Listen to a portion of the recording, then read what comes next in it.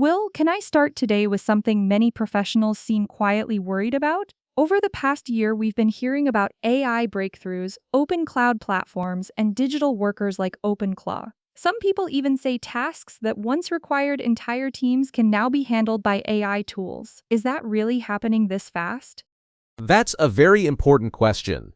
What we're seeing right now is not just a new technology cycle, it's a productivity revolution. Wealth isn't disappearing. It's changing hands. The next 10 years won't reward hustle. They'll reward better decisions. I'm Chi-Chi, tracking capital before it trends. I'm Will, 20 years navigating real market cycles. The edge today isn't more information. It's sharper judgment. This is Align Wealth 2040. Clarity, Strategy. action. At the same time, we're seeing layoffs across the tech industry. Large companies are cutting thousands of jobs. Many people working in software, SaaS companies, and big tech firms are suddenly wondering if their careers are still secure. Is this just a temporary adjustment or something more structural? Artificial intelligence tools, automation platforms, and digital agents are allowing companies to operate with far fewer people than before. So, are companies actually replacing certain roles with AI systems now? For example, coding assistants, data analysis, or customer support. Are these the types of jobs that technology is beginning to reshape? Tasks like coding assistance, customer service support, data analysis, marketing automation, and even parts of software development can now be partially handled by AI systems. From the worker's perspective, that must feel very unsettling, right? Especially for middle-class professionals who spent years building careers in the tech sector. Is that why so many people feel anxious right now? From a company's perspective, this dramatically improves productivity, but from a worker's perspective, it can create uncertainty. So when companies realize the same amount of work can be done with fewer employees, is that when restructuring usually begins? When technology allows the same amount of work to be done with fewer employees, companies naturally begin restructuring. That's why layoffs are appearing across parts of the tech sector. So the anxiety people feel today isn't really about just one company losing money. Is it more about a deeper structural change in how work itself is organized? Exactly, but something important needs to be understood. Technological revolutions often create two forces at the same time. You mentioned technology creating two forces at the same time. What exactly do you mean by that? On one side, they disrupt existing jobs, but on the other side, they dramatically increase productivity across the entire economy. So disruption and opportunity are happening together? Is that why some investors still remain optimistic about innovation? Investors like Cathie Wood often talk about the deflationary power of innovation. When technology makes processes faster and cheaper, the long-term effect is often lower costs and new industries.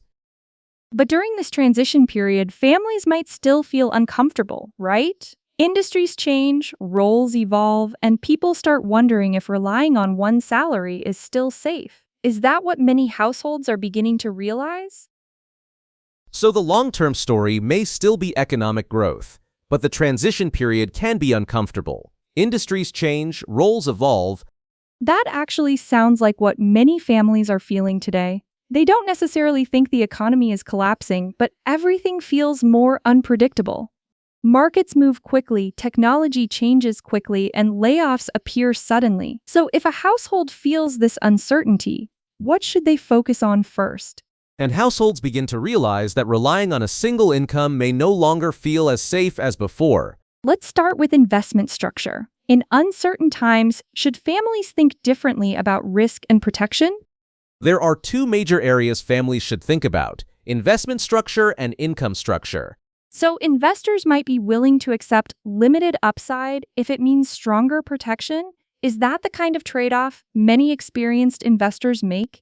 During calm markets, investors focus mostly on maximizing returns. But when uncertainty rises, downside protection becomes much more valuable. So the key idea is balance. Not every dollar should chase maximum growth. That's why many investors are willing to accept limits on upside returns in exchange for stronger downside protection. Let me shift to something else many professionals are beginning to consider: a second source of income. Because layoffs across technology and media industries have made many people realize relying on a single paycheck can be risky. But when people hear starting a business, they imagine huge financial risk. Is there a more practical path? Yes, one of the most interesting trends today is what we might call asset-light entrepreneurship. Asset-light entrepreneurship sounds interesting. What does that actually look like in practice? People hear the word entrepreneurship, they often imagine something very risky. They picture opening a restaurant, starting a company with large capital, hiring employees, and taking on a lot of financial pressure. So, what would a low-risk version of entrepreneurship actually look like for a typical professional or family?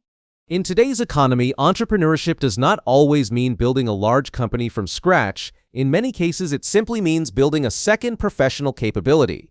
For example, some people obtain professional licenses in areas like financial services, real estate advisory, or consulting. Others build skills in areas such as digital marketing, sales, or client advisory. These roles often don't require large upfront capital, inventory, or fixed costs. Instead, they rely on knowledge, relationships, and the ability to help people solve problems. And because many of these paths allow you to join an existing team or platform, the learning curve can be much smoother.